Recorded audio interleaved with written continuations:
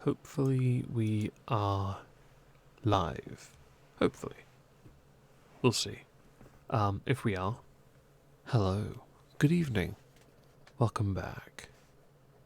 We are doing a PMQ response. And rather interestingly, thank you, tablet, there are a number of things that have cropped up, will crop up, should crop up. Thank you, Churchy McBiscuit. Welcome. And hi, Serene. A few things crop up with regards to weapons sales, so this can only go well. Brexit doesn't really Brexit doesn't really crop up so much. A few things do of interest, I guess, with the weapons sales, personal interests, and what the government is trying to do. We'll get to it. Hello, Decade UK. Hopefully, this stays up, as opposed to last night, which was a disaster. Hello, Joshua.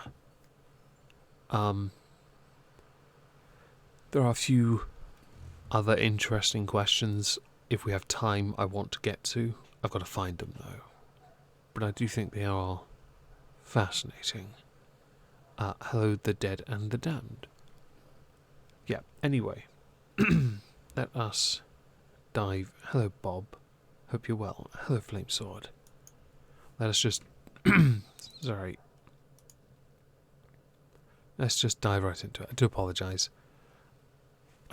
I have no explanation for that. Oh, why do I have no audio? That's precious. Oh, I know why.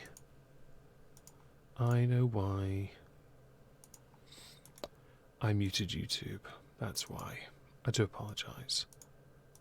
Right. Order. Questions to the Prime Minister. Thangam Debonair. Question number 1, Mr. Speaker. I just have to say, when I watched this, Hello Kitty and Lulu Bell, when I watched this, the first thing I thought, and I'm not going to attack her appearance, is that the way when she stood up to say question number 1, it was like that classmate that always had the hand stretched to the sky. When they got asked to answer a question, they always... you know what, I'm not going to finish that. Hello, Mr. Second Coming. I have not, because I've not paid any attention to Project Veritas, in truth. I heard they got banned, was it?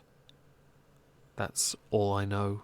My attention has been on my channel, because apparently I'm not making very good content. I need to fix that.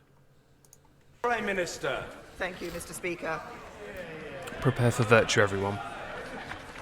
I'm sure that the whole House will want to join me in wishing the England football team the very best for their game against Norway tomorrow. Mr. Speaker, this morning my office hosted a reception to mark Armed Forces Reserves Day, and this coming Saturday we celebrate Armed Forces Day. This is an opportunity for us all to pay tribute to our servicemen and women here and around the world for their dedication and service, and to those who have served in previous generations. Mr. Speaker, this morning I had meetings with ministerial colleagues and others. Later today, my Right Honourable friend, the Chancellor, and I will travel to Japan for the G20 Leaders Summit. With the threat of climate change putting future generations at risk, vile terrorist propaganda continuing to spread online, and rising tensions in the Gulf, this summit is an opportunity to address global challenges affecting all our nations. Thangam Debonair. I have nothing really to add to that. I just wanted to leave it in for a second while I scratched my nose. I do apologise. Thousands of people demonstrating outside will tell you tackling climate change and biodiversity makes the world safer, more beautiful and sustainable for our children and grandchildren. I couldn't have picked a better moment to pause it. Those protesters are fascinating, aren't they? Some legitimately care.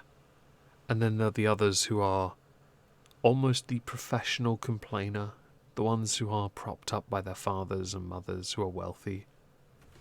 I will say that we were one of the first countries to declare a climate emergency, and I do support what some of them do. I don't support some of the actions because I don't think it actually benefits. I think it just makes them look like idiots. But I do see some merit in what they're trying to achieve. Although many would say it's not as much of an emergency as you might think. I disagree, of course I do, but it depends on how you look at it.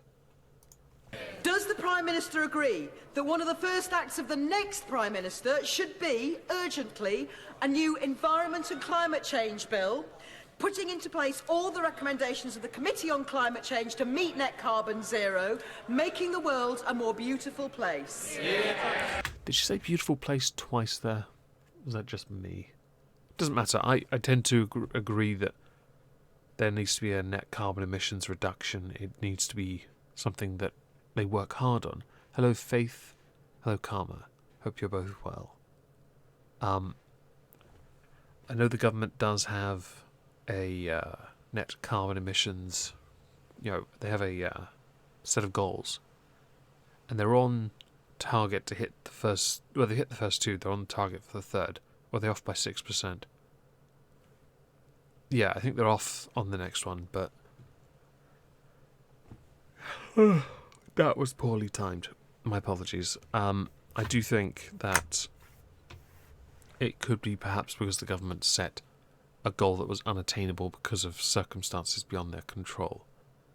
Mitigating factors that make it very tricky for any government to hit the goals they set for themselves. And I do believe, to an extent, I don't know how Brexit would have played into this, but I'm sure somebody will blame Brexit on it. Or blame the carbon emissions target not going down because of it. Because of Brexit. Can I say to the Honourable Lady that we are introducing an environment bill as a government. We've introduced a 25-year environment plan. I think for the first time that any government has done that. We've committed to net zero emissions by 2050. That has gone through this House. But the question she needs to think about is why is the Labour Party in the House of Lords trying to block the net zero in 2050 legislation? That's actually true. And that made me laugh quite a lot when I found out. I will link something afterwards about it, because I think that's quite funny. There are a couple lords and ladies in the House of Lords. Yeah. Labour ones, no less. I'm not sure why. I'd love to hear the motivations, but they don't exactly use Twitter. Hello, Dibula, by the way. I don't know why you feel the need to always say it. My recommendation to you, because it's just utterly worthless at this point, why don't you just chime in on the constructive conversation? Because no one cares if tea's gross or not. Not everyone drinks tea. I may sound sleepy, but I promise I'm not sleepy. I'm more annoyed. It's a good question. To be fair, this question wasn't actually a bad one. But now it comes from a place of, didn't realise. Julian Sturdy! Thank you, Mr. Speaker. One of the biggest restraints on what is a very positive economy in York and North Yorkshire is the lack of progress on devolution. Following the rejection of the One Yorkshire proposal, does the Prime Minister agree with me that we need to have a more local approach, such as a York and North Yorkshire deal, to rival those of the big urban centres? Hello, Vince. And yes, she had a wait what moment. That is exactly what it was. That's the quintessential, you fucking what, mate? That's basically what it was. Because she got stiffed by her own party. Then again, I'm almost certain she's not one of those that supports the House of Lords existing. I personally think, at this point, replacing it with a Senate would be better. Or something similar. Because honestly, I don't care for the House of Lords. Hello, Funky Animal. Hope you're well.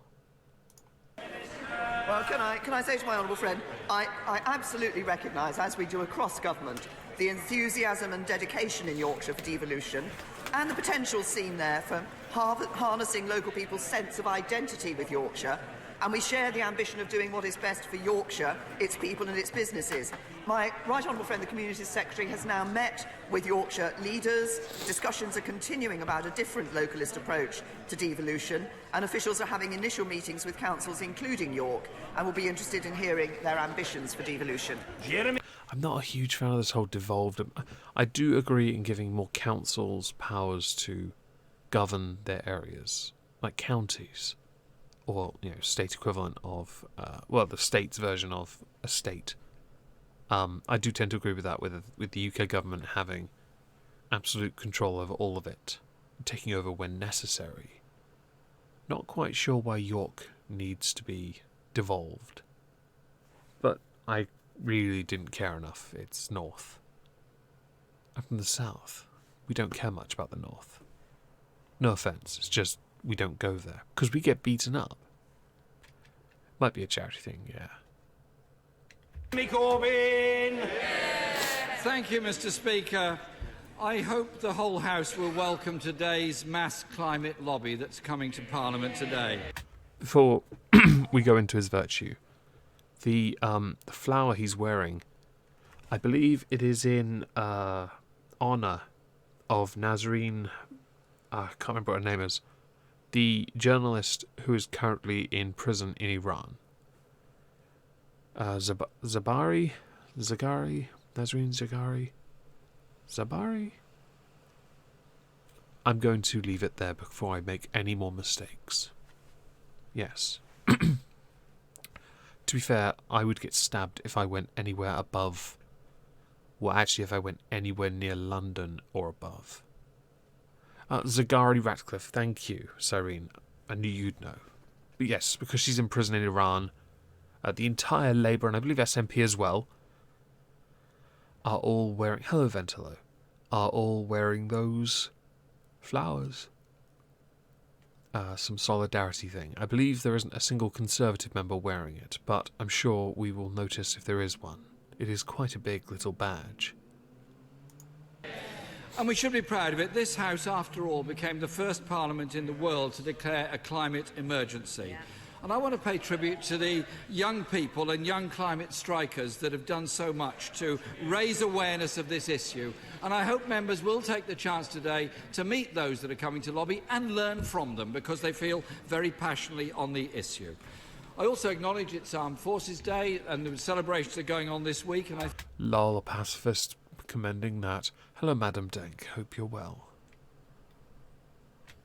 And yes, I know you're Angel. I was informed of your name change a while ago. I think we should be concerned about the welfare of both serving and former serving members of our armed forces. And I join the Prime Minister in congratulating the Lionesses for reaching the quarter-finals of the Women's World Cup and wish them well tomorrow night against Norway.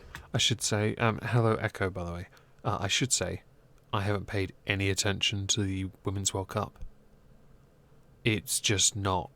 It's not something many people are talking about. Don't know what that means. Moving on.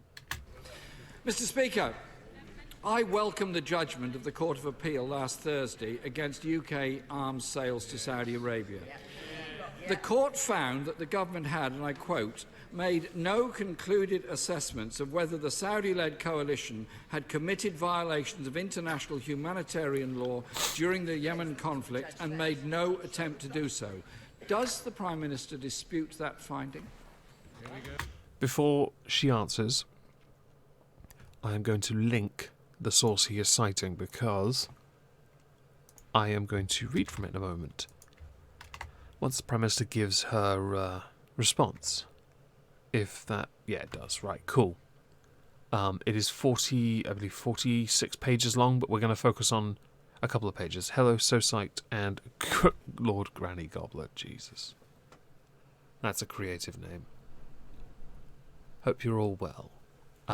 I'll let Theresa May give her answer first, and then we'll get into the details of this, because it's quite important. We continue to operate one of the most robust arms export control regimes in the world, and we take our responsibilities on arms export licensing very seriously. Which is why Theresa May... Hello, Rennie IR Twilight Creep. Hope you're all well. and Globus. It's why she and her husband have investments in BAE, which happen to be one of the most involved companies when it comes to arms trading. Oh dear. There is an implication of bias. I'm just going to leave it there. Hello, Lord Crocker Squirrel. But I'm going to let her finish her answer first before we go into the report, because it's quite important. Indeed, in the words of the 2017 judgment, the government engaged in anxious scrutiny, indeed at what seems like anguished scrutiny at some stages. We're disappointed that the court found against the government on one ground, and we will be seeking permission to appeal this judgment. The one ground in question. Right, let's go to it, shall we? Do I have it up on my screen? I do. Here we go. The one ground in question... Oh, no. There we go. Is... Oh, I need the chat. That's precious. Here we go. Ground one is the conclusions. I'm just going to read from it because it's a lot easier. Right. It does also state it just above. For those reasons, which are these ones here, share best practice and interpretation of criteria rather than to constitute a set of instructions. This is why they reject the appeal under ground 1. There are 4 grounds. I will name the others once we finish this part. We emphasise that in reaching the following conclusions we have taken fully into account the closed evidence and submissions, as well as those we have been able to summarise above. Quite frankly, it's nonsense. I'm very sorry you have a cold, Twilight Creep. Get better soon, mate. We have summarised the submissions of both parties and the interveners reasonably fully, so our conclusions can be expressed shortly. Yay.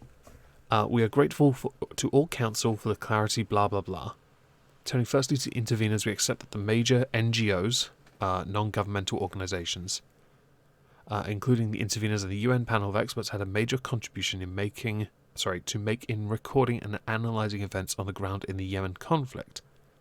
The NGOs did have the capacity to introduce representatives on the ground and to interview eyewitnesses, which the Secretary of State could not do. In this case, however, that the Secretary of State could access a great deal of information which the NGOs and UN panel could not see. As we've indicated, the closed evidence makes that clear. In very crudest terms, the NGO and UN panel evidence often establishes what happened, but the further information available to the Secretary of State could assist as to why the events of concern had happened. Yeah, blah blah blah. Having considered the closed evidence, we do not accept that, broadly speaking, the UK military and other analysts and advisors wrongly discounted the evidence coming from the NGO and the UN panel of experts. We do accept that the evidence was considered in each case where a concern was raised. That's important. Where else are we going? Oh yeah, I know where. Blah blah blah. Open and closed material. No, I know where it was as well. I've lost it already. Oh, that's precious. Oh yeah, we cannot accept the argument from Sir James that it was in some way inappropriate for the Secretary of State to make such an assessment. Right. We have in any event highlighted in closed at least some evidence indicating that such assessments routinely have been made similar but in different contexts. It is a legal word salad. But I think, and hello Peter Edwards. The point made is that the government made some mistakes in how they sorry, but is the MP Philip Lee there? I couldn't say. They make the conclusion that the government didn't properly analyse everything, essentially. That's it. Ground 2, which they agreed on, error in relation to Secretary of State's failure to ask the questions. Ground 3, which they also passed on, where is it? Okay, ground 3 is missing. That's nice. 2 and 4. Failure to rule on the meaning of serious violations. Where's 3? Oh, there's no 3. Okay. Apparently 3 is private. My mistake. Oh well, moving on. This is all quite important. To an extent, I might instead do a video on this, going into the ground 1 in more detail. Quite frankly, it's just a joke. Trying to use very complicated terminology. Doesn't really screw anyone up. It just says the government didn't properly do its job. The government naturally disagrees with this, but as stated, the government has a little bit of a bias. I do have a different video planned for this channel tomorrow, so this might be for Friday instead. It is linked in the chat though, so by all means, go ahead and watch it if you're interested. Yes, I will certainly get on that tomorrow after I've figured out a way to fix my channel. Jeremy Corbyn! Mr. Speaker, Germany, as an EU member state, has banned arms exports to Saudi Arabia. So has Denmark, and both the US Senate, Which they only agreed to do at the end of last year. I should point that out. and House of Representatives have voted to ban arms exports as well. Who controls the Senate again? The UN describes the situation in Yemen as, and I quote, humanity's biggest preventable disaster, and the government sees fit to continue selling arms to Saudi Arabia. I should say, and I might as well put my opinion out there, considering what is currently going on, what's been going on since, in Yemen, I don't support the Saudis' almost wanton destruction. It is reckless. Even if they're considering it targeted and proportionate and blah blah blah, it is a bit messy. He's not Vince. Okay, so Jeremy doesn't do confrontation very well. Unless everything is written down in front of him, he struggles, and that's fine. Some people are not natural speakers.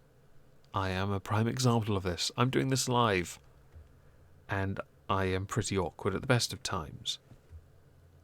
However, he is very, very passionate about certain subjects where he is, I would argue, nigh untouchable. Human rights are number one to him, and I cannot fault him for that. Shut up, tablet. I cannot fault his passion to defend human rights, and that's what he's getting at with this. He's a pacifist, so he doesn't really support the violence anyway. Although I tend to take the position of there are a number of concerns that have taken place in Yemen when it comes to who is currently in Yemen, what is currently going on, where it comes to essentially the bad guy dethroning the legitimate ruler or leader. What do they call them? Rebel forces. Let's call them that. Taking over and causing issues. Saudi stepping in, but innocent lives getting caught up in this. It's horrible, and I don't think there's a possible way without any form of violence that this could be ended, because either a settlement is reached, which I'm not sure what kind of settlement you can reach with people who just want control over Yemen, when all the innocent people don't want them there. It's a case of these people are going to use fear regardless, and innocent lives are going to be lost, and I don't like that. Which is where Corbyn has a great leg to stand on. May, though, not so much because of that whole vested interest, but we'll certainly get into more of that later. During that situation. So can I ask the Prime Minister a very simple question? Does she believe there are serious ongoing violations of international humanitarian law by Saudi Arabia in Yemen? Yes or no? So this question I think is really important, because there isn't actually a definitive answer. She can't answer yes or no. She should try and say, if there are things that have been reported on that she doesn't agree with, condemn it. Her answer, though, oh dear. Oh dear, oh dear. The Right Honourable Gentleman knows very well that we consider these issues very carefully when we are dealing with these arms export licences, as has just been quoted by the court. But he references the situation in Yemen. This cannot go on. We need a political settlement in Yemen. I would remind the Right Honourable Gentleman that the Saudi-led intervention was at the request of the legitimate president of Yemen, following a rebel insurgency which overthrew the internationally recognised government, and the intervention has been acknowledged by the United Nations. Now, my right honourable friend, the Foreign Secretary, held a Yemen Quad meeting on Saturday, expressing concerns at escalating tensions. But what do we see the Labour Party do? Fuck's sake. Okay. She is absolutely right with everything she said so far. Unfortunately, the actions of what Saudi Arabia have been doing kind of devalues everything else. Hello, Mini Lesper. Saudi Arabia's actions since their request was since they accepted the call for help, like the good Thunderbirds that they are, or perhaps with the thumbnail, the good Captain Planet. I put Captain Planet there because of the first question alone. I really should have put something more, I don't know, explosive. Perhaps dollar bills raining down Theresa May's face. The yellow thing behind her is somebody's binders. They're basically her aide, her undersecretary. They have notes. Those are post-its that hang out the side of the page so that she can be given notes from the questions given to her so she can give the best possible answer. Problem is, what she's about to say is the single stupidest thing she could do instead, I believe. Or it's either this or the next question. One of his MPs was inviting rebel leaders of the insurgency into the House of Commons. Yet again, Labour on the wrong side of the argument. Oh, hang on. I forgot to pull this one up. I'm pretty sure it isn't what she thinks.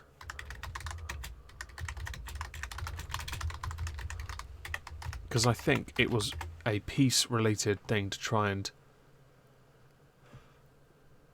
Right, yeah, so a Labour backbencher invited a leading figure for the Houthi movement to the Commons. No, why did you do that? Oh, it was it was Russell Moyle. Lloyd Russell Moyle. Why did he do it? Because I remember it was scrapped. But why did he do it? I can't remember why he did it now. It bugs me. I'm going to have to go quickly. I do apologise. So... Russell Moyle hosted Ahmed Al-Shami at the Stop the War Coalition meeting. Yeah. However, I guess this is the problem. Since the rebel group's slogan is God is great, death to the US, death to Israel, curse the Jews, and victory for Islam, I'm starting to see why it was a bad idea to invite him there to an event called Stop the War Coalition. Oh dear. I will link this for you. Hello, Titan Jedi and Peter Edwards. I'm starting to see why there's a problem. Hello, Saki. And yes, please smash the like. I really appreciate it. It will help my ego. I guess when it comes to optics, yeah, Labour aren't the best with them, in the sense that they keep trying to do what is perceived to be the right thing. In the sense that they want to help, they want to stop bad things from happening, people from doing bad things, by showing them the best qualities in humanity. Problem is, the term know thy enemy seems utterly lost on them. In the sense that they talk to people who are terrorists, and it just doesn't help them. Because they're trying to... You have my consent, so psyched. Sorry, what am I saying? Yeah, they keep on reaching out to terrorist groups to try and deal peace, arrange peace, make peace happen, make peace great again. But they fail because they kind of suck at it, you know. Because they only really talk to the actual bad guy, and they're completely lost in talking to the good people as well. And then it always ends up being them standing next to people who are openly anti-Semitic. Like that one, which I may have to mention in tomorrow's video. I'm getting demonetized a lot on this channel. The politics stuff, yeah.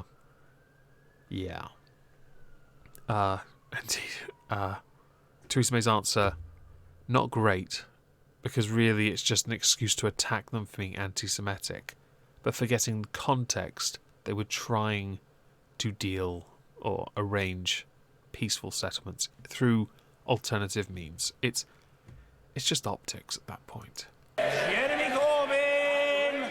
The Prime Minister doesn't appear to understand the depth of feeling at the UN, parliaments around the world, and even the US Senate and House on this situation. The UN itself has warned that by the end of 2019, if the war continues, 230,000 people would have lost their lives, 140,000 of which are children under the age of 5. It doesn't matter how young they are, they're just children. I know what you're trying to do with that. It doesn't work with me. He is right. That comes from a fresh UN report that I will also link at the end, because I've forgotten to pull it up, because I'm a genius. The UK and EU law states that the government must, and I quote, not grant a licence if there is a clear risk that the items used might be used in the commission of a serious violation of international humanitarian law. Which is why of the 5-point-something billions worth of weapons that were sold, about $500 million, I believe actually close to 700 millions worth, were not granted licences and never left the United Kingdom, meaning only about 4.75 billion left, because they met the criteria to leave. Which, yeah, that should be addressed. Hopefully there'll be a, I don't know, some kind of inquiry or committee meetings. I would very much like to be a fly on the wall for those, or just watch them through the BBC iPlayer like most people. The government said they'd used the following criteria to judge that, and I quote, an understanding of Saudi military procedures, continuing engagement with the Saudis at the highest level, and Saudi public commitments to international humanitarian law. So if the Saudi government says they're respecting human rights, do we then ignore all evidence on the ground in Yemen and continue to sell weapons to this regime, which has led to this appalling death toll already in this conflict? Something he hasn't taken into account, I guess, should be pointed out. I will first of all say the death toll is totally unacceptable, and I cannot condone the violence going on. But it's not just one side. He seems to be utterly oblivious to that. He thinks it's all the Saudis' fault. That doesn't make him look good. His questions are on point, I will admit. But at the same time, when you really pick at it, no. Can I say to the Right Honourable Gentleman, first of all, as I've made clear, we're seeking permission to appeal the recent judgment. But the judgment isn't about whether the government made the right or wrong decisions, but about the decision-making process and whether it was rational. So we are considering the implications of the judgment alongside the permission to appeal that we're seeking. And while we do this, we won't grant any new licences for exports to Saudi Arabia and its coalition partners, which might be used in the conflict in Yemen. And so, you're absolutely right. He does have a point. But I feel like he's missing something. Just a niggling point, I guess. I think he's pointing his, because where some of the weapons come from, he's pointing it straight at the UK and Saudis. I don't think that's the correct angle. But he talks about the conflict in Yemen. As I've just said, let's remember what happened, why we are seeing this conflict in Yemen. It was the overthrow of the internationally recognised government by rebel insurgents. We are all concerned about the humanitarian situation in Yemen. That is, the Shadow Foreign Secretary might like, actually, as this is an area of concern to her, remit, to actually listen to what the government is doing.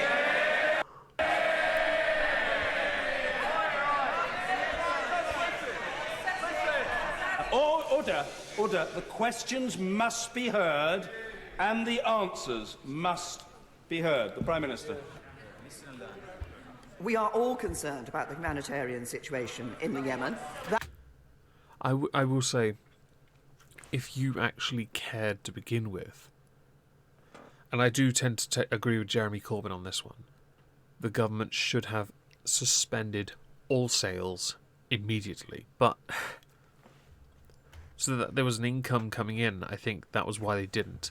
Instead choosing to, when opportunity presented itself, have a brief conversation with Crown Prince, with the whatever the king is called. Is he called a king, sultan, president, prime minister, supreme Dalek, perhaps? Which I don't think was the right move. We have a very close relationship with Saudi Arabia. I won't deny that. But when they do something as atrocious as has been seen to do what they've been doing, I do tend to think it is the right move politically, and for the sake of those lives being lost, that you remove yourself from it. Money, you can't put a price on that, on integrity and on and scrubbing that guilt, because there is going to be guilt and there's going to be blame, and it's all going to be pointed straight at her, because it's not good. And I'm glad, Vince, you're starting to see it, because he is quite passionate about this. That's why I'm not railing against him as much as I would ordinarily, because he's got a point with this one. I don't know much about war, really. I just see it and think, it's a bit of a mess, really, isn't it? And you're right, Saudi Arabia has been controversial and problematic for millennia, for decades. However long they've existed, that's how long they've been controversial. It is an absolute abomination what they do, and every time they come here, we tell them to change their ways. Crown Prince Mohammed bin Salman, I think, is he the younger person that everyone likes? He's been renowned for being more liberal and giving women more rights, which I totally supported. And then is it Khashoggi? The murder of the journalist happened, and all respect was lost. Because that was, oh dear, that was bad. And I don't think they understand how to do war without hurting too many people. If you understand what I mean, in the sense that some people just know to do what is called a proportionate response, and they target something where people aren't, where there aren't any people, like an abandoned airfield, as opposed to the destructive airstrikes that are just hitting everything. If it has a pulse, you're now a target. Anyway, we celebrated a year ago. Yeah, I know. I know. YouTube got a $50,000 super chat from a Saudi prince. If anyone knows that Saudi prince, can you ask him to donate to me? Because I'm broke. Oh dear. Actually, you know what? Tell them to Streamlabs it to me instead, because super chat would just be ridiculous. 30% to YouTube and everything. I'm not against super chats, by the way. Just saying it's, yeah. Why, since the start of the conflict in 2015, our total commitment to Yemen, it now stands at £770 million. We are one of the major contributors to support for the humanitarian effort. Ultimately, the only way to resolve this issue is through a political settlement, and that is why we are supporting the efforts of the UN Special Envoy Martin Griffiths. She was right about the stuff that wasn't sent, but the majority of that, what was sent, yeah, guess whose husband has a vested interest in the company responsible? I'll write it on the screen for you. CUNT. Oh, a big arrow pointing at this. Hello, Director Greyhound. Smash the like button. Create a beer instead. Now that's nice. If I drank beer, that would be awesome. If that's the case, why is the government appealing the judgment instead of promoting a peace settlement in Yemen? It's called multitasking, Jeremy.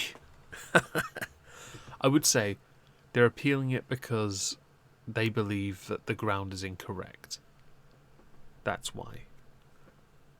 And I think at the same time, yes, the government should be looking for a peaceful settlement in Yemen. Hello, Wondering Lisa, hope you're well. But I'm not sure how you appease those two sides in Yemen one that is the legitimate and world-recognised government, and the rebels that just want to control it and have no real claim to anything.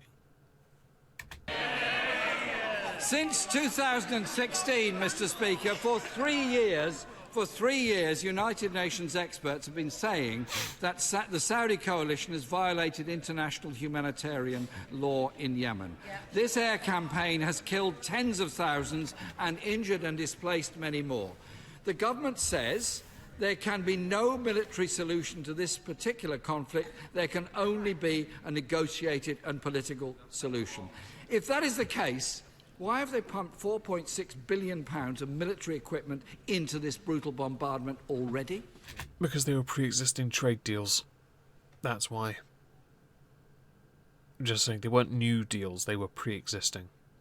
Although he is right to say that in implication that they should have been suspended. I'm now going to take the opportunity to go back to the Nazarene, that thing, with her being imprisoned. I notice one MP, just one, right here, wearing the badge. Only one. Someone's wearing a different badge here. I do not... Oh, hang on, he might have one. That might be him as well. Maybe two. Also notice the thin numbers. There are very few MPs here. To the point where they are able... I mean, look carefully. That guy's man-spreading. Look at his man-spread. Look at his man-spread. She might be man-spreading too, to be fair. Oh, there's Mog at the back over there. Yeah, anyway. Oh, and hello, Gulf City Synthesizer. You are quite right, of course, with your sarcasm. And I don't support nuking anything below Greece, unless you include Greece. And hello, Kitrodeon. Hope you're well. Saying to the right honourable gentleman, what we do believe, as I've just said, I've said in answer to his last question, I said it, I think, in answer to the first question that he gave me, that the only way to ensure the security and stability of Yemen for the future is through a political settlement. That is why this government is supporting the work that is being done by the UN Special Envoy Martin Griffiths. That is why we are continuing to use our diplomatic efforts, including, as I said, the Foreign Secretary holding a Yemen Quad on Saturday, to encourage others around the table. We are very clear. We support the efforts to secure the agreement by the parties to the conflict to implement the Stockholm agreements. Before she continues, Peter Edwards, this is 1,893,986 bolivars. Fantastic. And to answer Lord Croco Squirrel, because no lives matter. That's why. I wonder, if we wiped Greece out of existence, would their debt go with them? I mean, they do owe everyone else a lot of money. Does that suddenly just vanish? I don't understand economics, obviously. That is an important part of the process leading to peace and a political solution. We need to ensure that work is essential so that progress can be made at the next round of peace talks and so that humanitarian supply lines can be opened up. Okay, she's given a more in-depth answer here. Essentially, she is waiting on Griffiths of the UN Peace Envoy to basically, do his job. I do support that.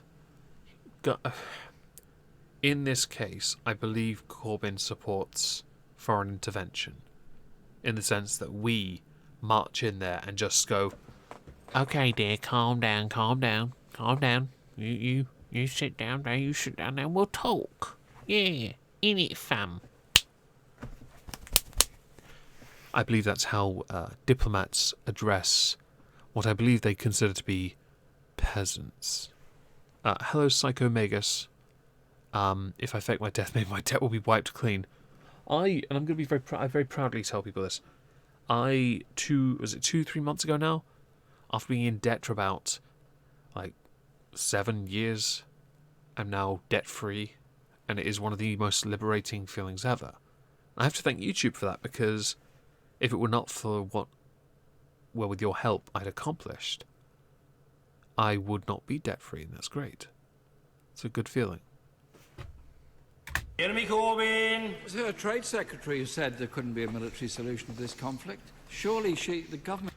Well, there is a military solution ongoing right now. It's just not very favourable.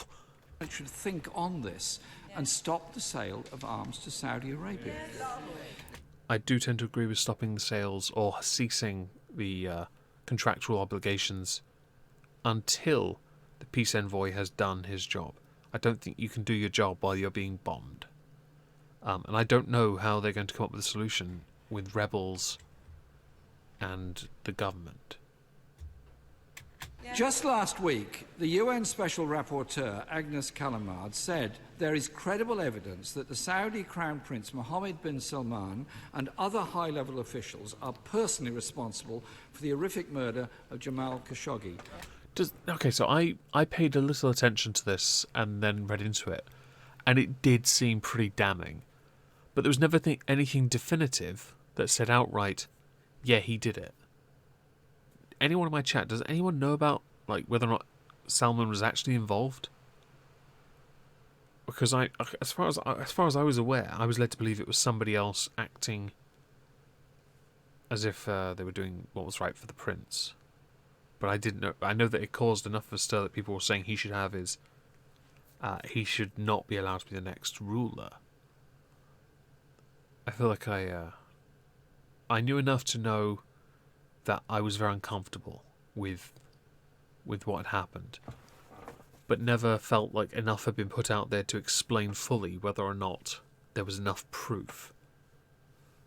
Because a lot of it seemed rumour, and I remember this because I remember reading the articles thinking, no one's writing anything actually that accurate down. It seemed very, very vague.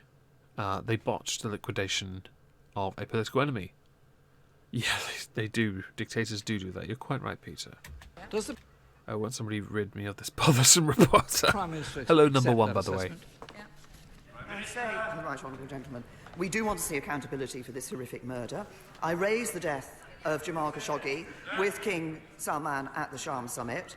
That's the second time I've done so. I've raised it with the Crown Prince at the G20 last year. I've stressed the importance of those responsible being held to account, of due process being followed. We expect Saudi Arabia to take the action necessary to ensure such violations of international and national laws can't happen again. The right direction, the right way to take this is through a judicial process, and we're obviously closely following the continuing investigation. We expect it to proceed in line with internationally recognised legal standards. Right, so she gave a very vague answer and essentially didn't answer what Corbyn pressed her on. I think that's quite damning. I do remember Macron, I believe he got in the face of the prince about the murder. He got in the guy's face, and it was seen in a video of him doing this, getting right up with the Crown Prince and having a go. Which I have to admit, people don't like Macron. I thought that was actually awesome. I had nothing but respect for it. And yeah, Stalin wasn't a socialist. Stalin was a dick. Oh, and Saudi Arabia abiding due process. It feels like there's an oxymoron in there somewhere. Mr. Speaker, there is overwhelming evidence that war crimes have been committed in Yemen by Saudi Arabian forces. Repellent spray. Yeah. I love that on my political streams, no echo. No echo at all because I'm wearing earphones, I think. But when I game stream, oh yeah, that bugger echoes. Thank you, by the way, Mo Lester, for that donation. I really appreciate it. No oxy, just moron. Thank you for correcting me. I wasn't sure. I couldn't tell. Oh, and to the one person who downvoted, who does on every political stream I do, and every video I do, thank you. Mo Lester. Was that you, Blade? Oh, you're such a dick. You are such a dick.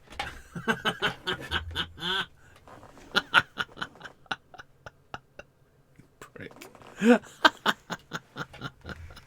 Oh. Oh. You're a twat.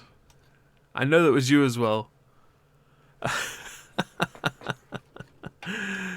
Blade, when Skog streams next, your rump is mine. A state that flouts every human rights norm at home and abroad. Its government believes that it can kill with impunity journalists or civil rights campaigners, Yemenis or Bahrainis. It funds extremism around the world. But the UK has supplied them with over £4.5 billion worth of deadly weapons. UK weapons which have been used in indiscriminate attacks on civilians in which over 200,000 people have been killed. And He is right. It has been, the attacks show absolutely no coordination at all. It does appear to be indiscriminate, just cause. You don't defeat the enemy by wiping out the local populace. You just leave the enemy. hundreds of thousands more stand on the brink of famine, of starvation, and of death from wholly preventable diseases. Surely, Mr. Speaker, the Court of Appeal judgment should be a wake-up call to the Prime Minister and the government. So instead of appealing the judgment, why not accept the judgment and stop arms sales to Saudi Arabia now and bring about peace in the Yemen and save those lives? Not going to happen anytime soon, I promise you that. But it is a good question. He's very passionate about this. I do agree that the government should be doing more to deal with peace. I do find it odd that at this particular moment, quite a lot he would take the side of the UN, but he's not this time. I think it's because he realises how little the UN is actually affecting change. And yeah, I don't think it's about peace. I think it's about control.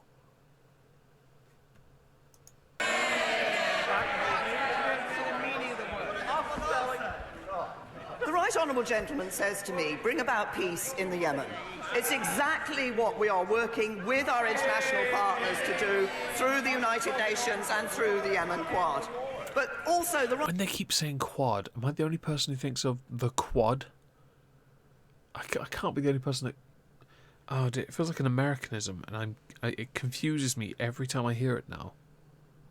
The Right Honourable Gentleman is talking about the relations that we have with Saudi Hello, Arabia. James. That is a relationship that has saved lives of British citizens in the past. But let's just look at... Before she does her utterly pointless end to her answers with Corbyn, when does the next PM come along? Near the end of July.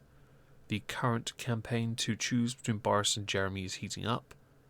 Boris is looking like an absolute twat. Jeremy is doing no better. It is hilarious. It is a centre courtyard, yes. It is. And that's why I keep hearing them say the Yemeni Quad. I'm like, what? What are they going to do? Go play tennis or play marbles? some of the relationships that the Right Honourable Gentleman supports. Oh dear. When people were killed in Salisbury, his sympathies were with Russia. Even though it was never proven actually definitively for a second that Russia had any involvement. In fact, the Novichok that they confirmed existed was manufactured here.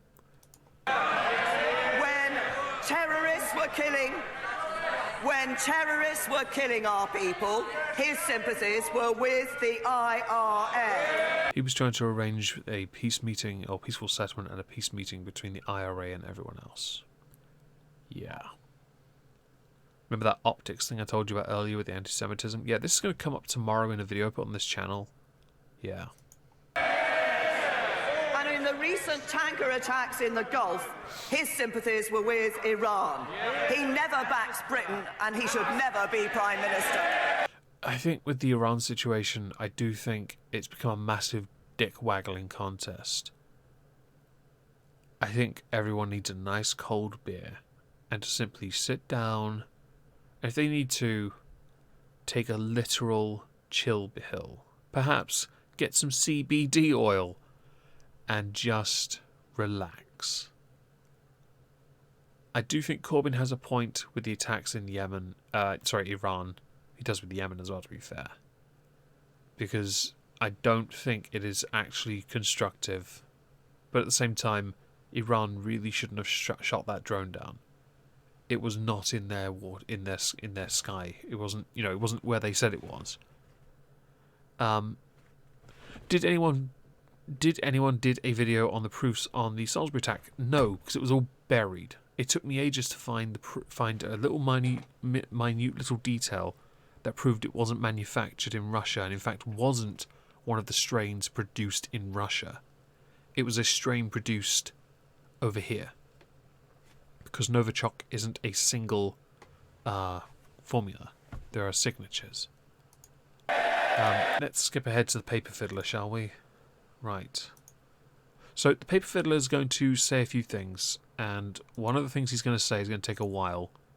It's going to take a while to get through because he's going to ramble, but he has points. This is all about, essentially, Boris Johnson and Jeremy Hunt. I do want to say, Jeremy won.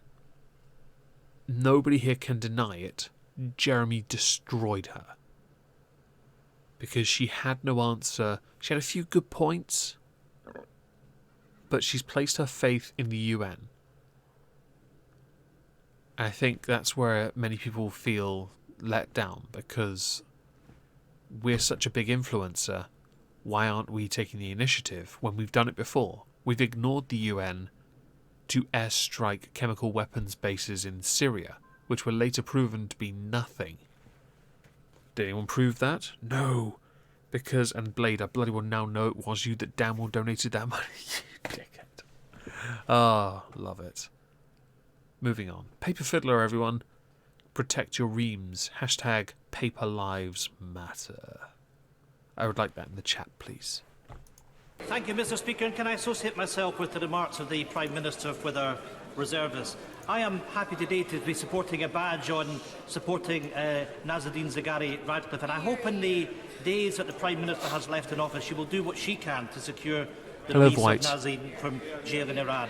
And I hope the Prime Minister will join many of us outside Parliament today in support of the climate justice activists. And I have to say to the Leader of the Opposition that it was the Scottish Government that was the first government in the UK to declare a climate emergency, and I hope that the UK... Oh, that virtue, though. ...responds to the leadership that Scotland is giving on this issue. Mr. Speaker, do or die, come what may. Those are the words of the Prime Minister's likely successor. The truth behind the Brexit chaos in the Tory party is encompassed in those words. The Tory dream is to drag us out of the European Union, no matter what the cost. Well, there wouldn't be a single version of leaving where you would support it. We know this. Oh, I love that you've all done that in the chat, except for a few select few who just don't seem to want to support protecting the paper. There isn't a version of Brexit that he supports. That is a fact. He wouldn't support it even if we stayed in the customs union, single market, common fisheries policy, common agricultural policy, still remained aligned with the European Court of Human Rights, basically stayed in the EU. He wouldn't support it. Unless we outright said, hey, we'll stay. And you know what we'll do? Because integration is so damn important, we'll just give up all our sovereign rights. All the while saying on good faith that you'll look out for Scotland's interests. Because that's what matters, really. One is a climate change sticker. Yes, and the other is a badge. And I don't think the irony is lost on him entirely. Hello, 69 Otters. Although I'm sure it actually is. Climate change sticker. Seriously. Prime Minister, before you exit office, will you pledge to never vote for a successor willing to impose a devastating no-deal Brexit on all of us? Interesting that he asked this first, because his next question is going to essentially come down to both candidates. So essentially, if she pledged to not vote for Boris, she'd have to vote for Jeremy, but he's going to chastise Jeremy on the next one. Yeah. Well, hang on, Twilight Creep, were you the one that drew this original one? Because if you drew this one, yeah, I would love I'd love a new one. That'd be awesome. Atomic Bomb Radio, you're quite right. No lives matter. Ooh, do you think he recycles the paper after he's done with it? No, Karma. He fucks it. I think he's actually married to that paper. It was the only way he can get it into the commons so his wife would know if he was cheating on him or not. With law-lined yellow paper. Plonk. Well, I have to remind the Right Honourable Gentleman yet again that he is due to be asking me questions about my responsibilities as Prime Minister. And I would remind him yet again that as Prime Minister, I voted 3 times in this House to ensure that we could take the UK out of the European with a deal that was good for the whole of the United Kingdom, and he voted effectively for no deal. Right. Does anything ever get solved at PMQ? In short, because I've been doing this for over a year now, and I'd like to keep doing it, yes, but actually, no. And this part you're about to hear is what he's going to do. The longest ramble of attacking just cause. Quite frankly, it's hilarious. Hello, Quaxotic. Hope you're well, mate. And hamsters are fantastic. My last hamster being Socks. She was, well, she who shall not be named, actually, her sister. But, they were fantastic pets. I haven't had pets, though, in about 6 years, though, to be fair. Well, I could have one now, to be fair, at this point. I probably could. But I don't think it'd be right, considering, I don't know. Then they got me thinking about pets. No, I'm not doing that. Oh, and hello, lovebirds. Hope you're well. Smash the like button. Ian Blackford! My goodness, it's no wonder she's leaving. That was no answer to her question.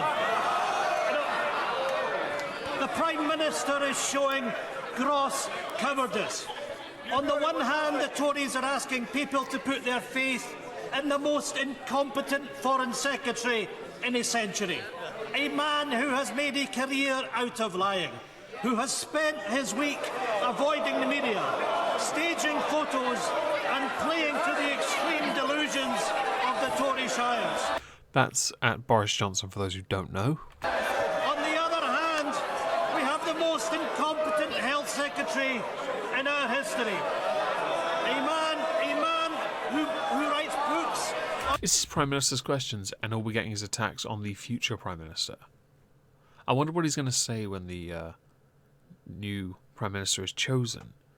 Is he just going to bend over and be like, right, I have a no-deal guy in front of me, or he has Jeremy Hunt. What do I do now? I will say, though, if Jeremy Hunt wins, Corbyn wins the next general election. If Boris wins, it's a 50-50. Depends on what Boris does, because he is unpredictable. On privatising our NHS, Mr. Speaker, the Conservatives clearly don't like the truth. Someone so desperate for a chance as his 30-year Downing Street fantasy that he's... I think the Right Honourable Gentleman's concluded his inquiry. Order. If he hasn't, he needs to do so in a single sentence. Order. Mr.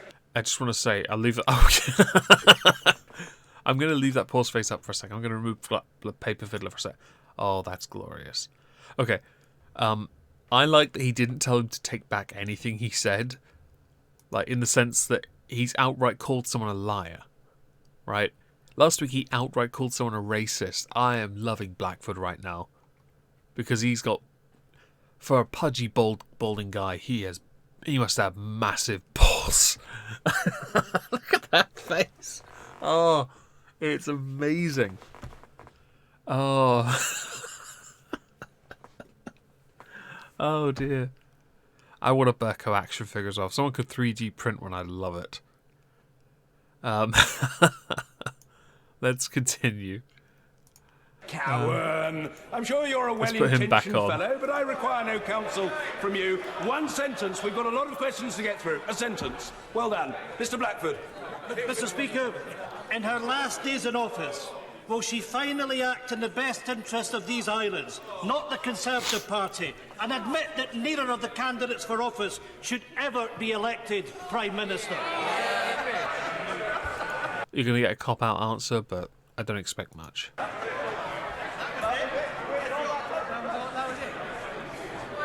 Can I say to the Right Honourable Gentleman, either of the candidates for this high office would do a darn sight better job than anybody sitting on any of those. Right, there is a question I want to address quickly before we get to the end of the stream, and I just have to, but I've got to find it first. So I'm going to scroll through here and find it. Ah, here it is. Right. So it'll be coming up in a second. Across the whole country. It is important to an extent because I do think this question is a bit of a damning statement of a recent survey that was conducted. Because as we all know, everyone says Labour have a problem with anti-Semitism. Well, the Tories apparently have an issue with Islamophobia. So I want to bring this up because this is actually true, and I think it's quite interesting. Khalid Mahmood! Thank you, Mr. Speaker. A recent YouGov poll into Islamophobia within the Conservative Party shows an astounding level of racism. Right, so I don't understand why this poll even took place. I don't, in the slightest, understand this. But I'll let him explain it, and then you can understand why he looks like he made a career by eating Greggs. Yeah, but Blackford does. Although there'd be Scottish Greggs, so instead of pasties, it would be hand-sized faggots and haggis. Almost 50% polled would not want to see a Muslim Prime Minister. I just don't understand why that poll existed. I don't get that at all. But I will let him finish. Only 8% would be proud if there was one. 67% believe racist myths about Muslim communities, and yet 8 out of 10 don't think this is a problem. Focus on the 8 out of 10, please. And yeah, how do you even do a poll for that? The sample size, by the way, for it must have been tiny. In light of this, and as one of her final acts of her premiership, will the Prime Minister finally agree to commission an external inquiry into Islamophobia within her increasingly nasty party? Ooh, I'm not gonna let her answer. There's no point. I don't care enough. I do think that the study in question, the poll, the YouGov poll, is a terrible poll. I do think it's ironic for a guy who's in a party known for being nasty, to call another party nasty. It's not like they don't all have demons. Yeah, I think it depends on the area. I feel like I now have to say, I, as a non-party affiliated person, don't care what the faith of the Prime Minister is. Because the Prime Minister, their job is to act in the interest of the entire country. Yes, they never do, they're always self-serving, I know. But if one did based on a faith, I think they would be done very quickly. There's no way they would survive. Their career would be toasted. Now, before we finish, I do want to shill something. I want to shill a friend's stream because he's very close. He's getting close to 50 followers. I just want to do him a favour and get him up there. So if you could all go to this stream here, where my friend Sith is playing, he's playing Fallout 4, I believe. I'd really appreciate it. Just go over there and give him a follow. I'd appreciate that so much. I'm going to end now because I'm going to go and do something else because I've had a pretty miserable day and I just want to relax a little. And also work out whatever it is I've done wrong on my main channel because there's a problem there I need to fix. Anyway, thank you all very much for joining me. I'm very sorry that I've gone a bit longer than I usually do. If you haven't smashed it already, please smash the like button. Thank you for the donations. I do appreciate that. Thanks, Globus. And I will speak to you all later. I'll be a video on this channel tomorrow. I should be streaming tomorrow on my game channel. So good night.